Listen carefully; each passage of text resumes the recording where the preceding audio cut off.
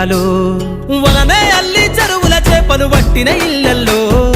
ఏటికి ఎదురీదే ఉద్యమ నా వైసాగాలు మూట ముళ్ళ బట్టి కదిలే సంచార జాతుల్లో ఈ దేశం గల్లా పెట్టె పైన అధికారం రావాలు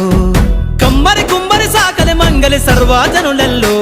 చట్టాల అమలుకాడ మా సంతకముండాలో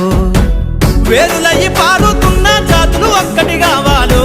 వేల ఏళ్ల బానిసత్వం పోయి దేశం నేలాలో వేరులయ్యి పారుతున్న జాతులు ఒక్కటి కావాలో వేల ఏళ్ల బానిసత్వం పోయి దేశం నేలాలో